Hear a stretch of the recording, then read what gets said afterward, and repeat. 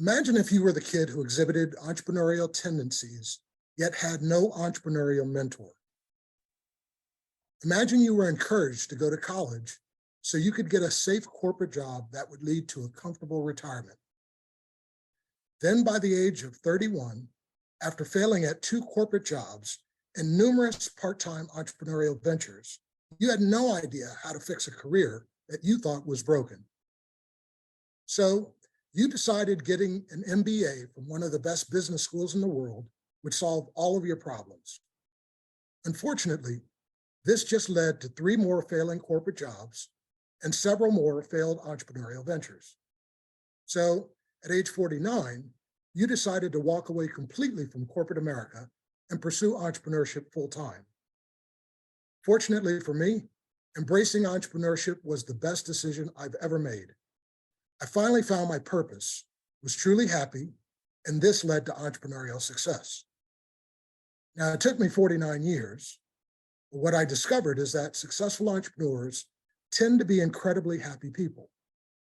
What makes them happy is the fact that they love what they do because they do what they love.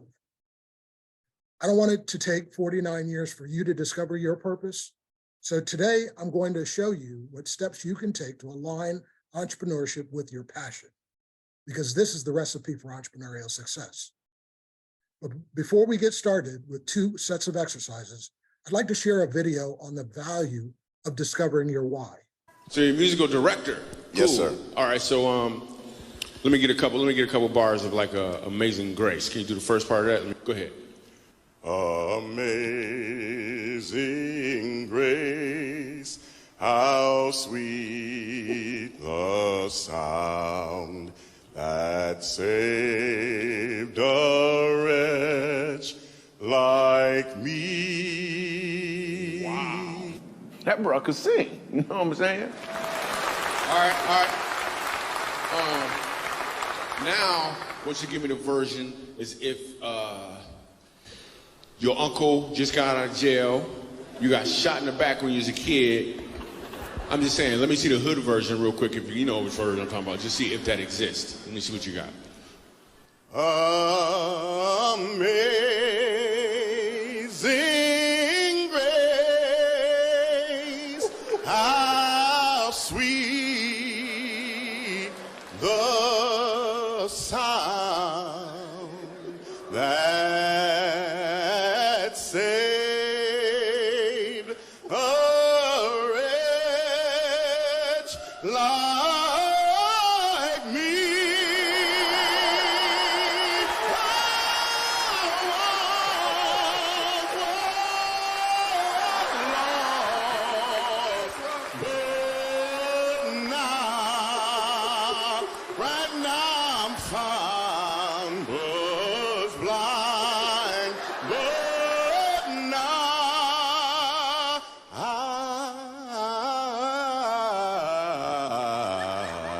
I see.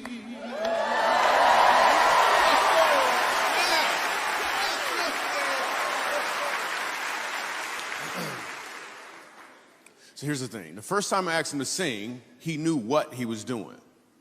The second time I asked him to sing, he knew why he was doing it. When you know your why, your what has more impact because you're walking in or towards your purpose. Now, to start the process of discovering your purpose, we need to establish a baseline. So I'm going to take the next 10 to 15 minutes, randomly asking 3 to 5 of you a few questions so we can better understand your business. Please raise your hand digitally if you're willing to be a volunteer for this exercise. My first of 4 questions to you is, why did you decide to become an entrepreneur? When I first started college, I remember saying to my mom, you know, Mommy, I want to be a business owner. And she looked at me and said, when are you going to get a real job? Okay. And then, and so I've had done several things. I've been in real estate. I was a licensed attorney. I'm now retired in the state of New York. I did retail, and now I'm an entrepreneur in the financial services space. And what drove me into this business is, I was searching for an answer. And my mom had a stroke. I'm single, I don't have children. And I became her primary caregiver. And it occurred to me, if something happened to me, who would be the me for me? Mm. And as a former attorney, there's always an answer to your question. You just have to ask the right question and keep asking. Right.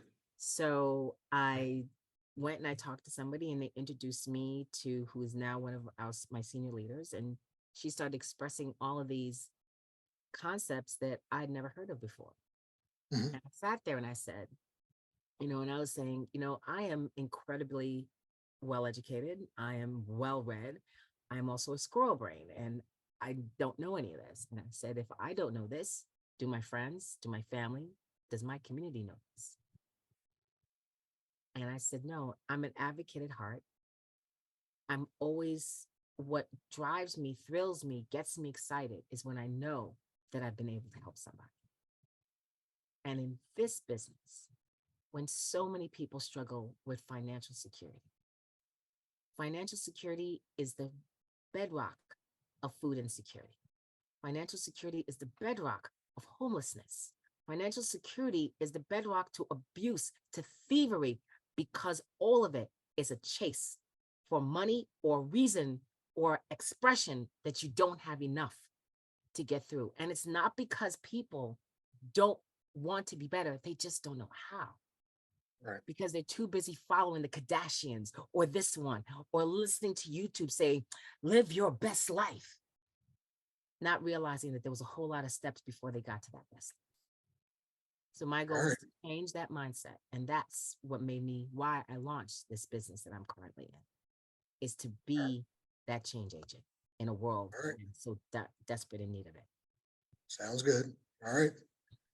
Now I want you to tell us why you decided to launch this specific type of business you currently run. And so what's different about this question is, if I could take you back to the day before you launched the business, right?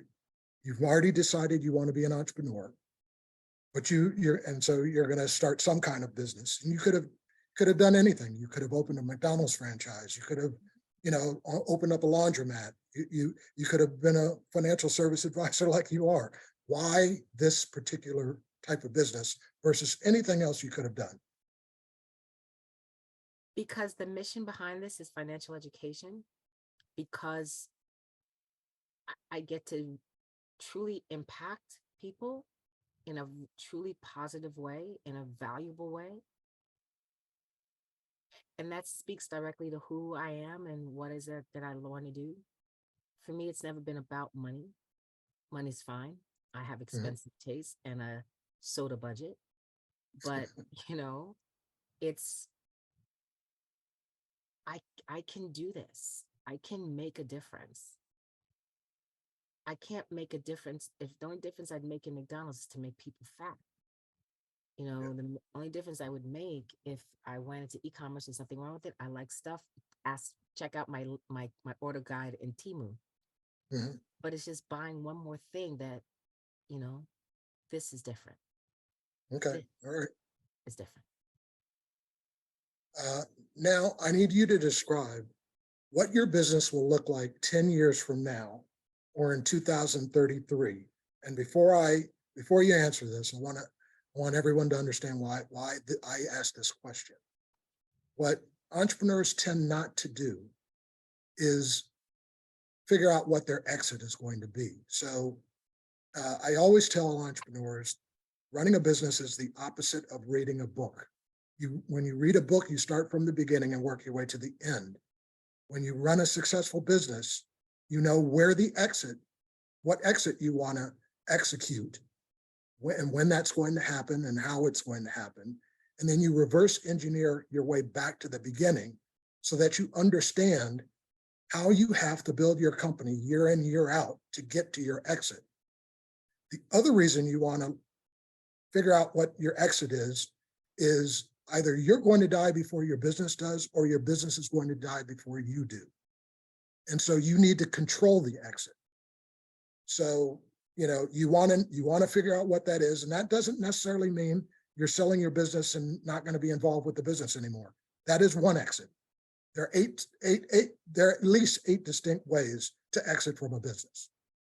And 7 of the 8 involve you still being an integral part of the business. So, but what you want to do is, if you're building this successful venture, you want to create an event in the future that allows you to extract capital from what you've built so that you can create generational wealth for yourself and your family, right? So let me go back to the question, Claudette. In 10 years, what's your vision for the business? In 10 years, I've built a hierarchy where I have several agencies operating under me. That right there is residual wealth that goes into generational wealth. I've also I haven't quite fleshed this one out, is either being part of an organization where I'm always educating young adults on how money works so that they have a different perspective on what it means to have money and how to handle that. And I think that's it, is having several agencies underneath me and then being able to do those things that I enjoy the most, which is volunteering. Okay. So I think that's the most I have, I think at best I have right now, and what it look like in 10 years. Okay. Can you tell us what problem you solve for your customers? Problem myself and my customers is how to understand how to make their money, the tool that is money, work for them to their situation, not this generic, well, just do these things, is to understand where they want to go, where they are, and what are the missing steps, what are these missing pieces that they need to have, and help them craft and execute a plan that's going to continue to move them towards their ultimate goal. That's the problem I solve for my customers. And how I'm uniquely different is I'll focus on financial education. When I sit down with my clients, I'm explaining why these pieces fit together, why this happens, what happens if you don't do this, what are the potentials, because none of us have a crystal ball. But what is the benefit of putting this in place? And I explain it till they're clear, so that at that point, with that understanding, it turns from being a transaction to a partnership, because now we're working on this together. Okay. That's the difference. All right, you jumped the gun and answered my 4th question, so we're good. All right, Claudia, thank you very much. I'm just going to take one more person. So Victor, if you can just randomly select someone and unmute them, or they can unmute themselves. Yeah, we had Pamela who was next. All right, Pamela, why did you decide to become an entrepreneur? I decided to become an entrepreneur really to preserve my sanity. I had worked for decades in corporate America. I was earning a good salary, but I was not happy with the lack of impact that I was making in my community, because a full-time job really consumes all of your time. And I did have young children. And so it was always important to me to make a difference in my community. I just grew up with that kind of expectation from other members in my family. I was not doing that in a corporate environment. So I actually quit my job and became self-employed. That was disastrous because I was not financially, strategically prepared to take on the self-discipline of being self-employed. So I actually went back to work, and you find that you work while envisioning and pursuing business on the side. And one thing that promoted my interest in preparedness, and that's what I am. I'm a self-proclaimed prepper. I'm not a doomsday prepper. I call it lifestyle preparedness. And I entered that area of interest really out of desperation, because in 1996, I had young children and I experienced Hurricane Fran. Okay. That brought me to my knees financially because I was not prepared. And I decided from that point that I would invest in my own preparedness and share with others how I emerged from that situation. Basically, I learned not to spend 100% of your dollar. While that Right. may seem like common sense to others, it was not to me. And I Right. actually developed a math methodology, which is also common sense. It's called 5, 10, 10, 75. So I had an Excel spreadsheet that I shared with other people that seemed to help them. And I said, well, I need to get this into the hands of young people. So I developed an app. So from that, I developed a business, I Prep to Thrive, which is basically providing preparedness resources, financial, strategic, holistic, and faith-based. Okay. So same question I asked Claudette. So, if we can go back to the day before you launched the business you have now, again, you could have, there are millions of different types of businesses. You could have done anything. Mhm. Why this particular type of business? Well, because of the need, and to echo some of what I think Claudette was saying, Mhm. There's a need within the United States for financial preparedness because statistically, 63% currently of the American population lives paycheck to paycheck. Right. So my situation wasn't unique, and I found a way out of just living paycheck to paycheck lifestyle. So that's what, it was easy for me. That's why I got into what I'm doing, because perhaps for me, it was the path of least resistance. I had knowledge. I didn't have a PhD or MD in finance, but I pretty much learned through experience what not to do with your money. Right. So I was able to create a tool to help people with that. And so that's what the business that emerged out of that, because I found it pretty much easy to share that information because I knew it. Okay. So now I need you to, give us the vision of what your business is going to look like in 10 years. In 10 years, I would like to see my business develop as a clearinghouse of preparedness, resources, and opportunities, pretty much self-service, that people can go there and depending on what their preparedness need is, whether it's financial, strategic, holistic, everybody has some area in their life that with some access to a resource to address that need, they can become more prepared to deal with daily life challenges and especially at-risk events, which we've all gone through in the past 3 years. And that is what I envision, to have a self-service preparedness community, and where people really need a greater entrenchment of, I guess, counsel in certain areas. I want to be able to network with various providers because I don't have all the answers.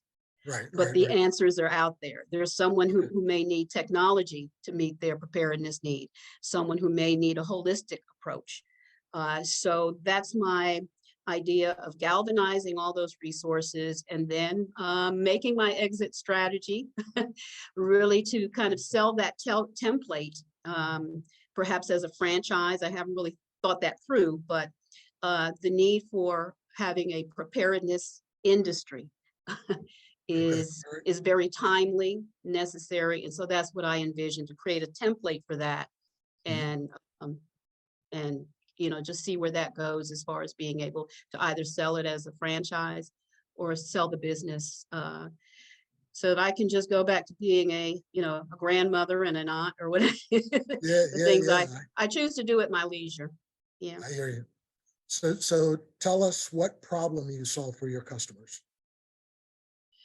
I think through what I share from my experience and providing them with a tool that they can actually use, whether it's the app that appeals to a lot of young people on their iPhones or Androids, or the Excel spreadsheet, just practical tools that help them see beyond the next day, that they don't have to act out in desperation because of financial need. that you Mhm. just have to give it time. You have to believe in the future. So I think what I try to do is encourage people. It may not look good now, but keep believing in the future and start where you are financially, just saving a little bit of it at a time until you get that, what I call that stuff hits the fan cash Mhm. fund. Right. And it really makes it a difference psychologically with people. So that's what my primary focus is, helping people get to a cash stash emergency Right. fund. And Okay. then once they get to that point, there's people with other expertise that can help grow that money while they grow their money. Right. So Right. Okay. that's And what I, and the that's my solution passion. and the solution you provide your customers, how is your solution uniquely different from your competition? Well, and the competition is folks like, I suppose, Dave Ramsey. Everybody has their tool on how to help people get prepared financially. I take it from the most grassroots point where you have nothing, you're living paycheck to paycheck. Mhm. Uh, that even though you're living paycheck to paycheck, if you look at what you're spending, those are where the priorities can begin to change so that you can say, well, instead of spending on the nails, which as women we love to do, kind of retreat from that for instead of every week, every other week, or maybe once a month, do your own nails, and you will find. So I kind of give suggestions. I look at where people are spending their money, how they're spending it, and just kind of make recommendations. And actually, with the app, the numbers don't lie. Right. Right. Once you begin, and I suppose that's the competitive edge, that it's a application that's not tethered to the internet. Once Yeah. they download my app, no further internet is needed. Nobody's seeing their numbers. So it begins to self-police you actually. When Okay. you see that you're spending all this money for lottery tickets and this and that, it has its own motivation to say, okay, well, if I really want to get out of living paycheck to paycheck, here's where I need to make some changes.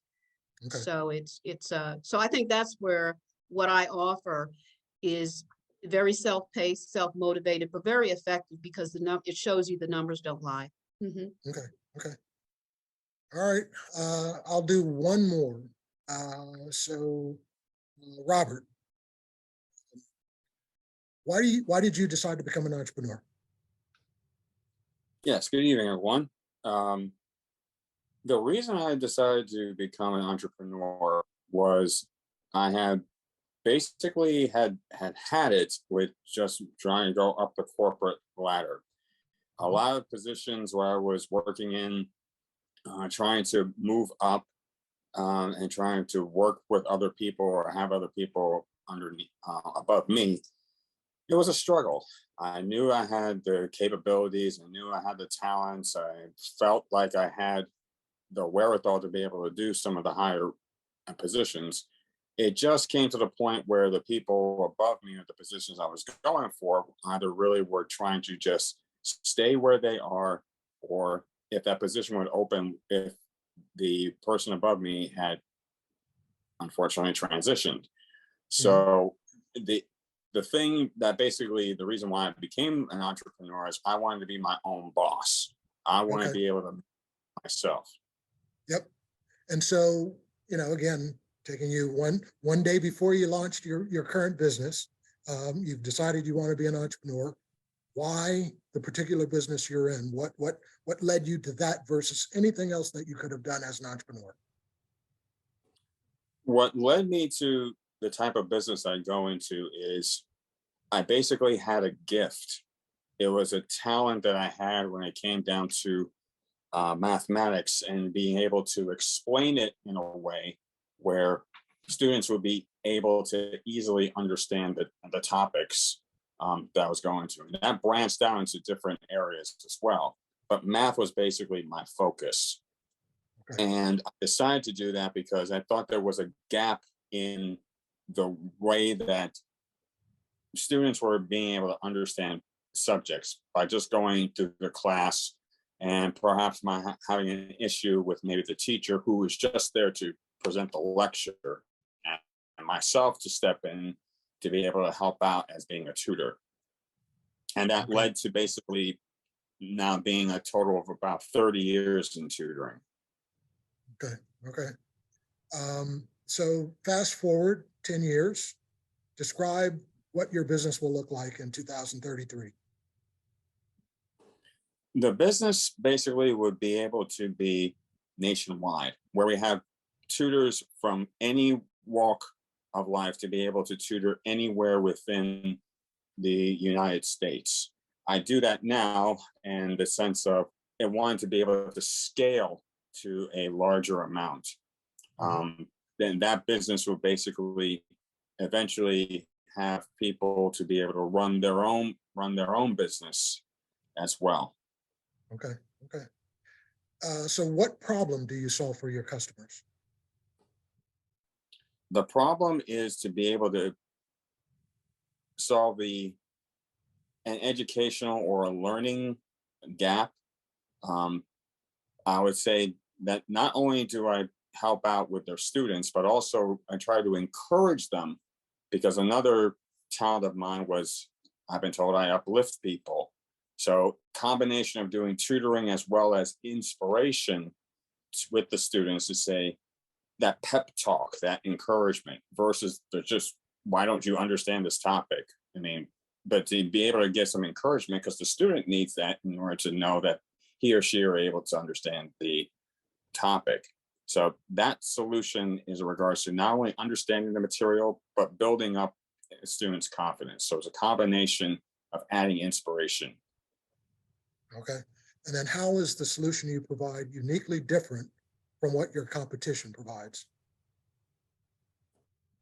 It's different from the standpoint of it not only brings about the essence of encouragement, but also the solution is unique because I also incorporate various different downloadable books that I have to present, to give to students. I've given downloaded versions of Think and Grow Rich, downloaded versions of As a Man Thinketh, and other books so that the student can read and understand for themselves, and also being able to understand the way that they think, the way that they feel about themselves is vitally important to success in any walk of life.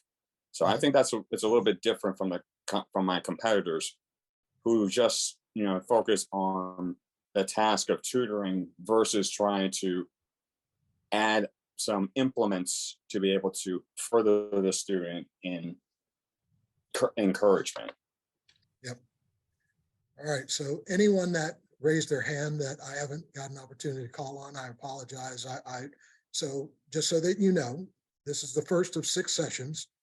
These will all be very interactive teaching sessions. So I encourage you to volunteer for exercises and other, well, I encourage you to attend the other sessions and then volunteer for the exercises for any other session. Eventually we'll hopefully get to call everyone. But I want to thank Claudette, Pamela, and Robert for helping us with this. And so with that, the one thing I want to point out to everyone, has anyone noticed that I haven't asked any volunteer what they do? That's because, as Simon Sinek says, people don't buy what you do. They buy why you do it. Now that we know why you do what you do, I'd like to show you how to build a business around your passion. So I need everyone to take a pen and a piece of paper out and draw the picture you see on the screen on your paper. Now, to the right of the picture that you just drew, I want you to list your top 4 personal strengths.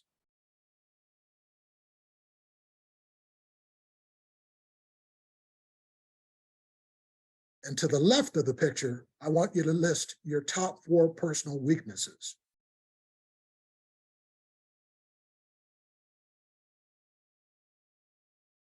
Now, of your 4 personal strengths, which would you enjoy doing 24 hours a day, 7 days a week, 365 days a year?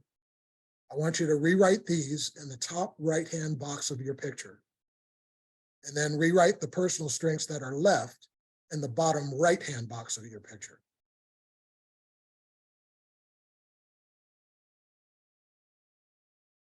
Now, of your 4 personal weaknesses, which would you enjoy doing 24/7, 365?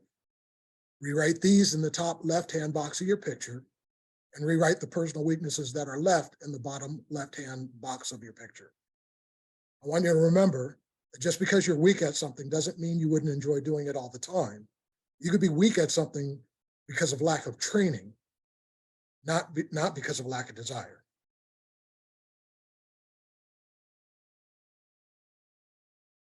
Now I need you to ask yourself, what kind of business could I launch that would allow me to use on a daily basis the traits that reside in the box on the upper right-hand side of your picture?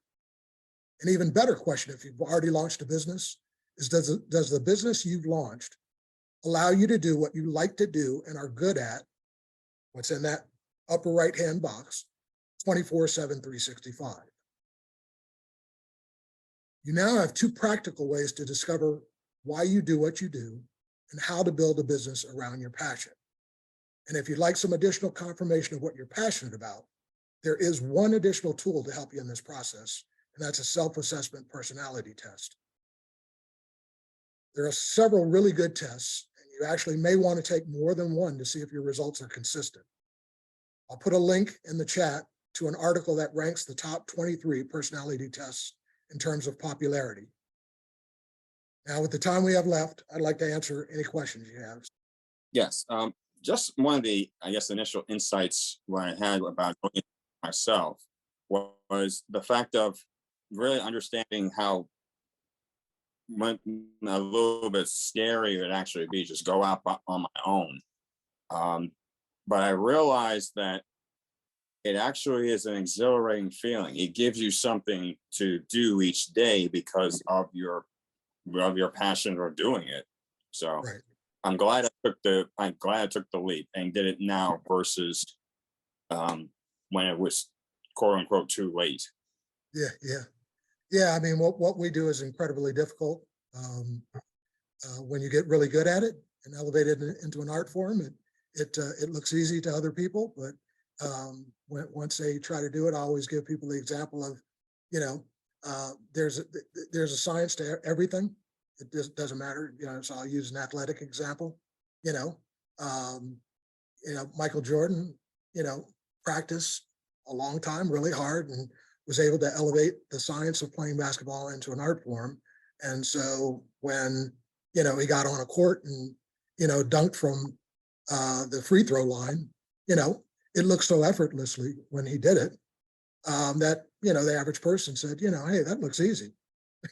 And I always say, well, get out on the court and try it, see what happens, and after you blow your knee out, you'll realize that, it requires a lot of work and a lot of repetition, so as I said, what we do is very difficult, but it is incredibly rewarding.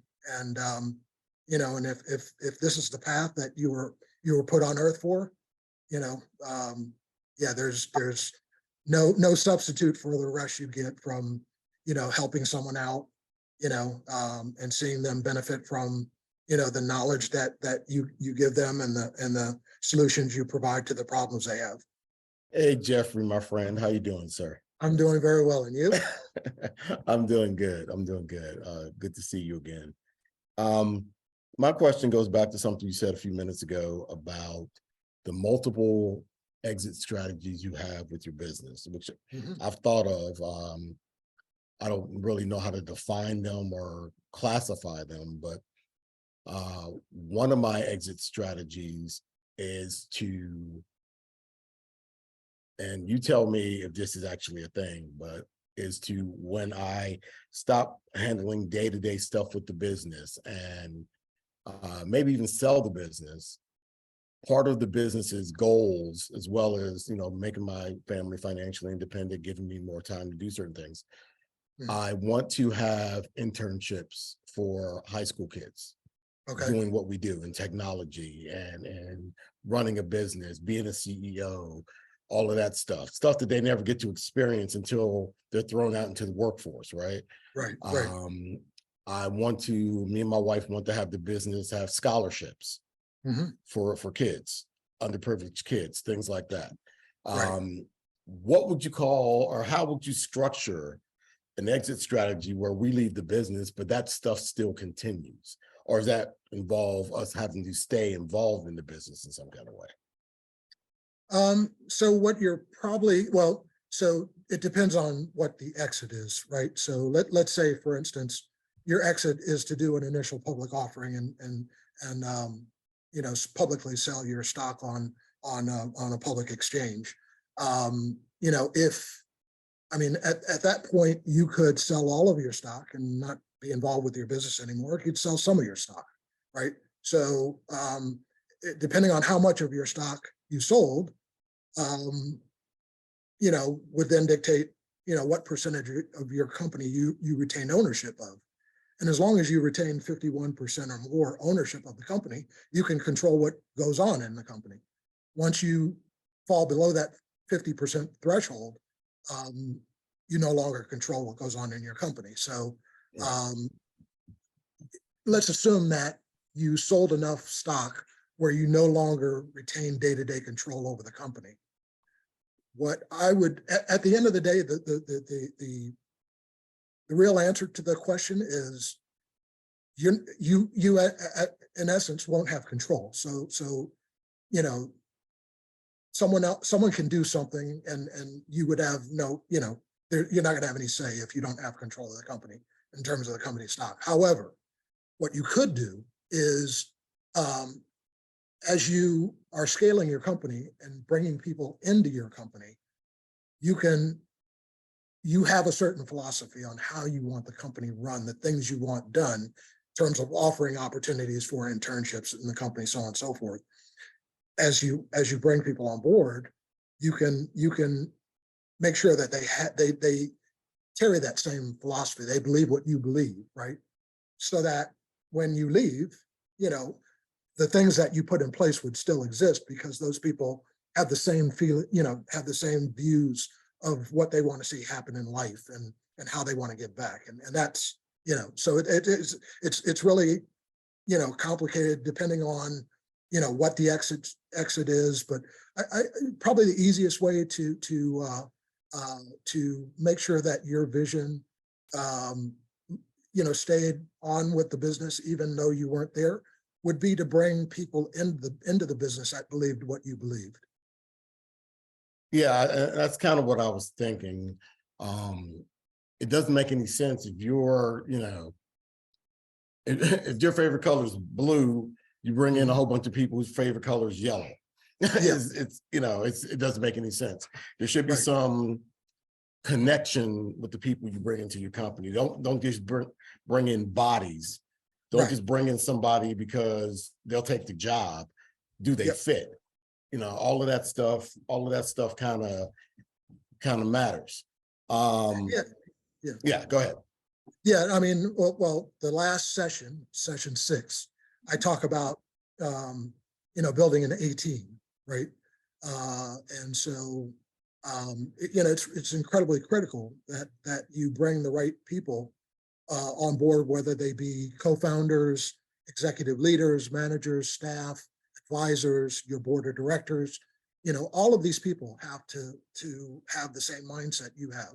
They have to believe what you believe, if, you know, because, you know, and they have to be incredibly qualified to do what they do, because, you know, if they believe what you believe and they're incredibly qualified to do what they do, they're going to give you the best chance of realizing your vision, right? So, so again, we'll get to that in 5 weeks, but yeah, that's, you know, it's about bringing the right people on board. You know, and my last venture was a cloud computing company. I sold it a decade ago, but you know, we incorporated, you know, we not only had, as part of the hiring process, a technical testing process that we had people do, so that we knew that the skills they put on their resume, they actually, you know, had in real life. Right. But on top of that, we incorporated psychological testing, because we wanted to make sure that, you know, I looked at, you know, in whatever role, who's my highest performing person in that given role. I test that person.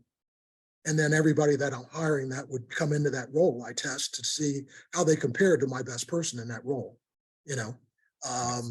And then, you know, once you hire that person, then it's you have a culture. So you know, you'll get a feel really quickly whether or not, you know, they believe in your culture, you know. And usually if they don't, they'll exit themselves.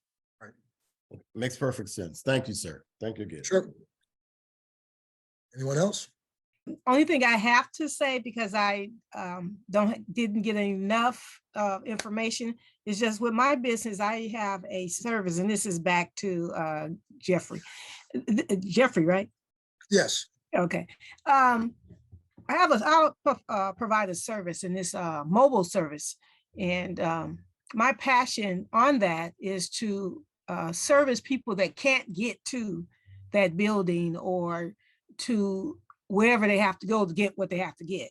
And Right. I feel the need to do that. But of course, my my business is not booming like I would have liked it up to do. Mhm, And mhm. yes, I need to do some other things to get the people to come to not come or call me so I can service them.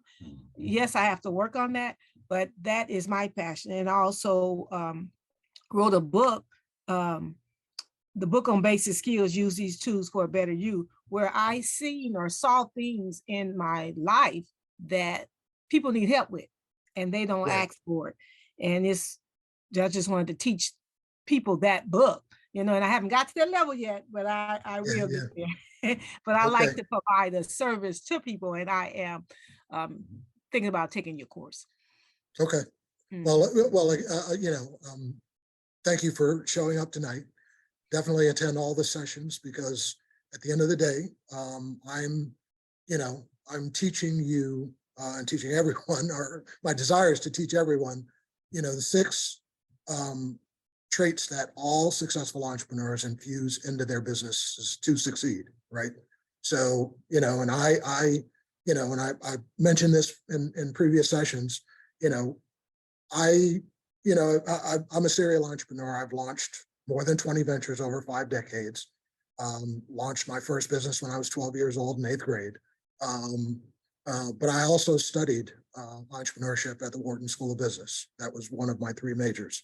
And I've taught entrepreneurship. I taught at Lincoln University for 3 years in the 2010s.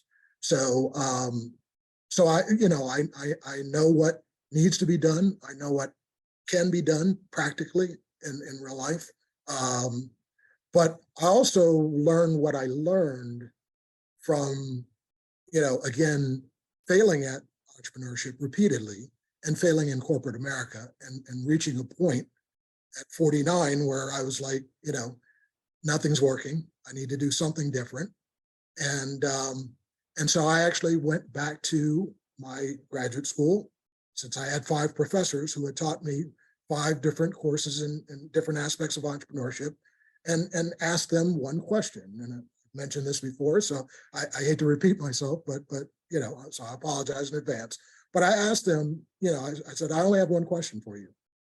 What one piece of advice could you give me that if I implemented it would maximize the probability I'd succeed in this venture? And I had 5 incredible conversations with my professors. And they gave me, each of them gave me a couple books they wanted me to read about scaling growth. I read all the books.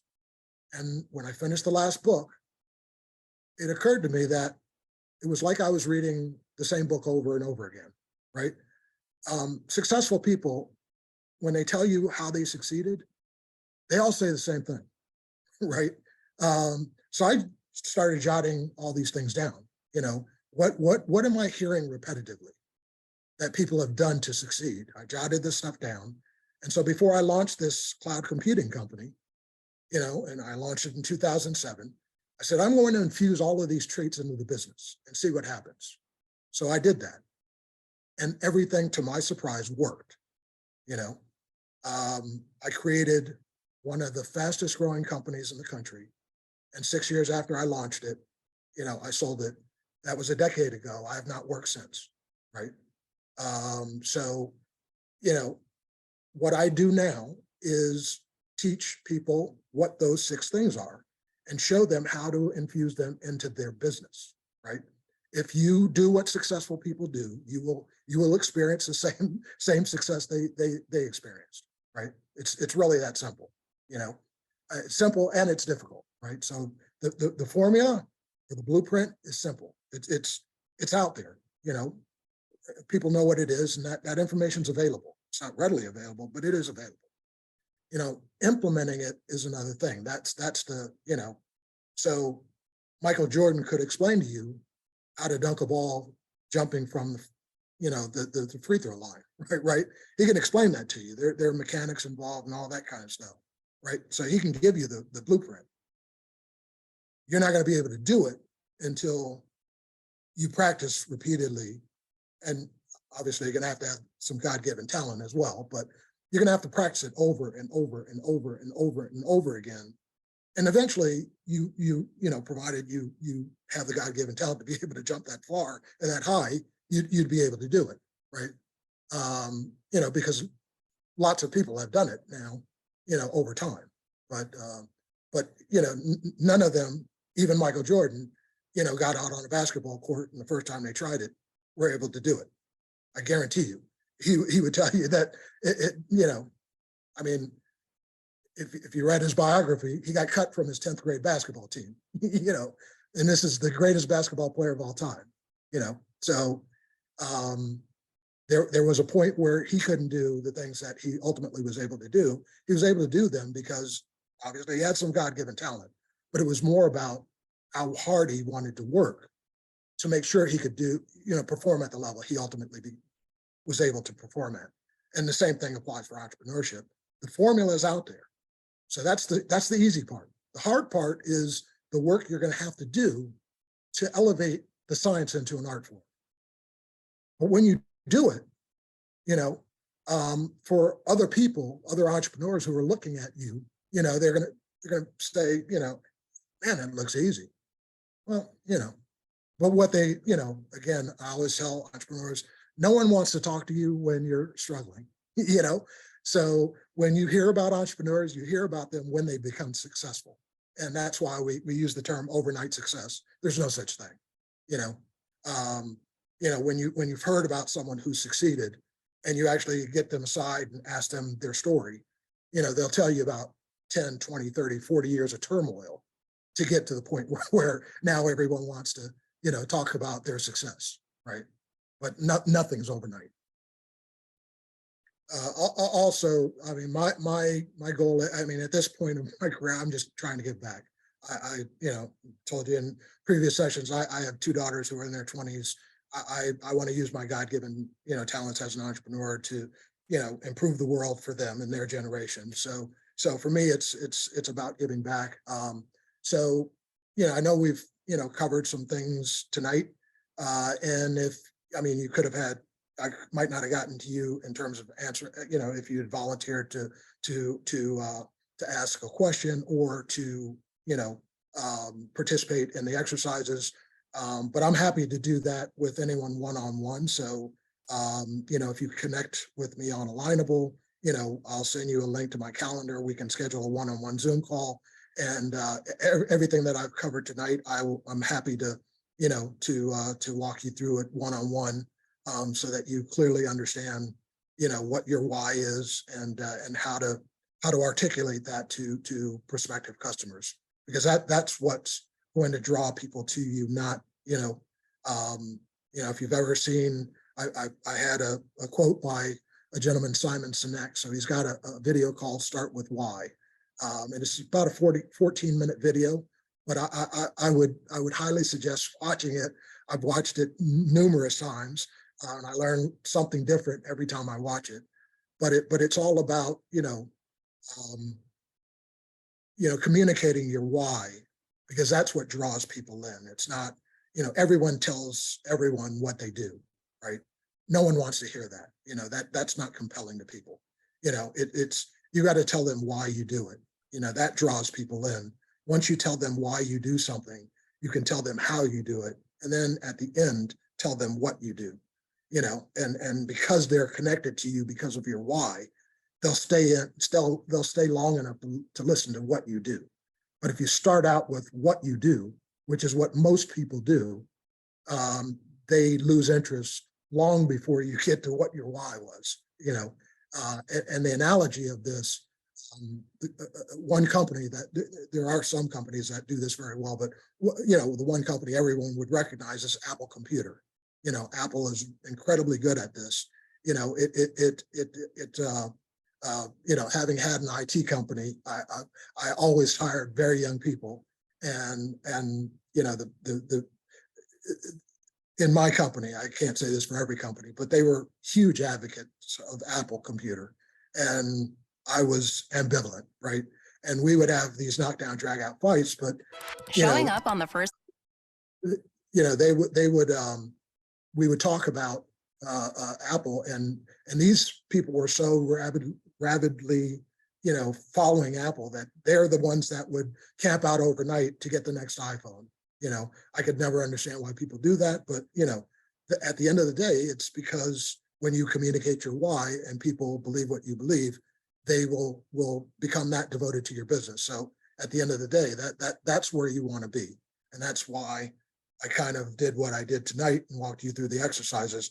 You want to discover what your why is, and that's what you want to lead with. Yes, Jeffrey, it's Pam. I did want to replay that section with the matrix for the weaknesses and strengths. So is your presentation available offline, or where is your presentation going to be available to replay that section?